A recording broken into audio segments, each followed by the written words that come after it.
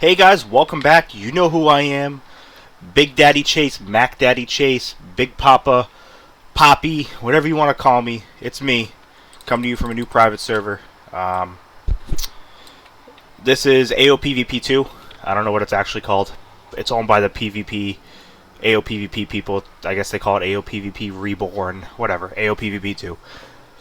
New mods, Baynard's the mods here. He doesn't abuse his power like the previous one and give his guildmates items. He actually cares about the game, from what I've seen. And he has a bunch of people helping him out with balancing and stuff like that, testing things and everything. And you know, it's been good so far. There have been ups and downs. There have been goods or bads. I'm gonna go over some of the good things that I've noticed, some of the bad things I've noticed, specifically to the classes I've played. So it's not gonna cover everything. Going to go over some of the changes, maybe some tips and tricks on what to do and what not to do. Right now, the best way to level until Sunday, March 13th, when they probably are going to nerf this, is you take your pet, you get XP stones from the item mall. You take a level 100 pet, I should say. Put the XP stones in. It fills in 4 minutes. Use double XP cards to make it go faster. Use it, gives you 8 mil XP. That's the best way to level right now. They're probably going to nerf it because I hit 1 through 100 in 24 hours and something minutes, which is way too fast. So if you're going to come on and play, do it before then because it's not going to be around for very much longer. Some of the bad changes, like for instance Wraith, I only play Wraith Earth as a mage, so her transfer no longer transfers damage to your pet and basically reduces the damage you take. Now it poisons a target. I think that's a really bad change. One of the main things about Wraith and why Wraith was even close to relevant is because of Forbidden Curse, which heals you, and Hurt Transfer makes you take less damage. They changed that. The poison doesn't even do a lot of damage. It's like on a Slarm, if I use a skill and this goes off, it doesn't even kill the Slarm. That's how bad the poison damage is. That's a terrible change. I don't know who suggested it or what. I understand they, based on what Baynard said, they wanted to make Wraith like a poison class. That's fine, but you need to make poison scale. If you can't make poison scale, it's not going to work. Like I said, I try to kill a Slarm with this on, and I use this, so it does no damage. Only the poison goes off, and it's still not going to kill the Slarm, which is insane to me. Really bad. A good change that they made was Assassin's Stealth. Stealth no longer just places you in stealth. See, it doesn't let you use it.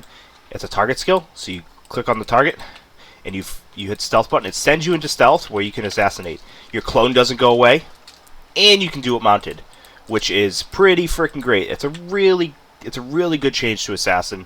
It makes Assassin a combo class, which is what they're always meant to be. Assassin's damage is a little bit low right now. It needs to be upped. They need to up either... They probably need to up both. The damage of Assassination and Deadly Combo damage. But that's in the works. That'll be changed in a couple weeks. I know that they were waiting for any Assassin to hit max level to be able to test. I'm the first Assassin to max level, I believe. The only other person was a hero, which is offline. I think he or she is 99 right now. But anyways, that's some of the good changes. Another big change is Olympus Tower. No longer do you go in Olympus Tower once a day, clear it, and then wait till tomorrow. Now, you go to Ollie. You go to Purchase Rewards, Entry Items. 100 mil a day, or it's 10 mil a day. 10 mil for 1 hour. You can do it as many times as you want. But you gain a debuff after you do it, and you can't enter with that debuff. So what you can do is you buy Olympus coin from here, or the item mall, and you trade it into this Aussie person, and this can be traded in once a day. You don't have Olympus coins, but I'll show it to you. You can trade it in once a day, and it gives you a box that you open for 5. So you can do Olympus Tower 5 times a day. Floor 1 through 3 is currently open. You get items. You drop items for going to Olympus Tower once a day. You trade these items. Each one has different floors. Floor 3, Floor 2, or Floor 1. You trade in these items for trinkets. And they're the best trinkets in the game. The trinkets do not stack right now.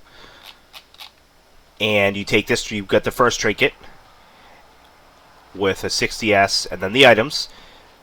To get the second trinket, you need the first trinket, this item, and this, and then the floor 2 stuff to get the third trinket, etc., and then you go all the way down, and you need one of each of these, which something else they've also changed. Now when you do the card book, you get all of them.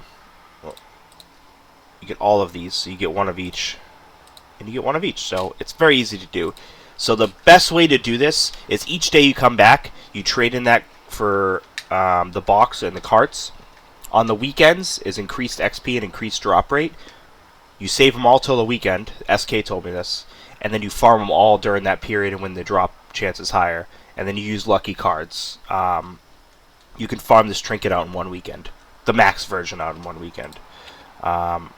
Which I plan on doing this weekend. And, you know, it's been a ride. Some things I really don't agree with. Some things I do. I think hopefully the direction of Assassins is going in a good direction. The direction of Wraith and Earth is really not in a good place, unfortunately. Earth they did do something pretty cool with, which this is one of the things I actually agree with Earth. Hold on, I need to empty my XP stone here. Gotta get that level 100, baby. So Earth, what they did was instead of shapeshifts, when you attack with a skill, it says with a staff, but when you cast a skill, you have a chance of this proccing. This one increases movement speed, so you don't shapeshift anymore. This one stuns, which is not pretty good, really, really good in PvP. This one is for PvE, heals MP and HP, and then I think all the other shapeshifts will do different things. Wolf Belling was changed. It now does rotten damage equal to 120%, etc. So it's alright. I think you guys should come check it out. It's not pay to win at all. You can actually buy AG in the game now. People who spend AG can buy these items. It's worth 100 AG, and then put them in their stalls, which is what I did. And then people can buy them, and then you go all the way up here to the resource manager, and you trade them in for anything in the item mall, which is pretty cool. You can buy mount styles. You can buy all the fashion sets. No stats on PD, which is fantastic. No stats at all. It's just for looks. Other items are just the normal stuff. You can buy houses in there. Pet bags. Pets, you cannot equip pets because they took all the the pet fusion items out of the game, so you don't have fusion potions anymore. Unfortunately, that means you can't fuse food to better items, but I'm willing to take that. That's fine by me. And the armor in the item mall is all S-class. Everything is S. There's no JG items in the item mall. Power backpack is basically exactly what it sounds like. It's a backpack with stats. Yeah, no JG items. It's all S-class. You get S-class items from this stuff. And now you go over here to this guy, Instance Clerk. You trade in 3 S-class. And then the mats. Where are the items? There we go. Gear Fusion Gems, which you can get from farming Horrible Lost Region up here. Where are they? They're somewhere here. You can farm Horrible Lost Region and trade those in for these gems. And you trade in 3 of those, and then you trade in Fusion Lucky Materials, which you trade 1 for 1 with Lucky Hammer 9-star. And you can get those. Literally everything obtainable in the item mall is obtainable by farming instances, which is fantastic. Yeah, there's a couple of things. Seeds won't get you instant level. They're really good at level 90, but up until that, they don't give really good XP. If you go to the Discord, which I'll link in the description below, there's HB 4 nights a week. Friday, Saturday, Sunday, Monday. War is still 2 nights a week.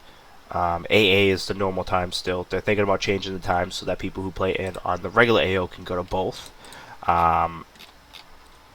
Yeah, it's been pretty great. Other noticeable changes are this guy. If you have medium armor, you can get this spell to increase these stats. If you have grapple, you can get this spell to increase these stats. And then there's a bunch of other things. These are all the things that were changed.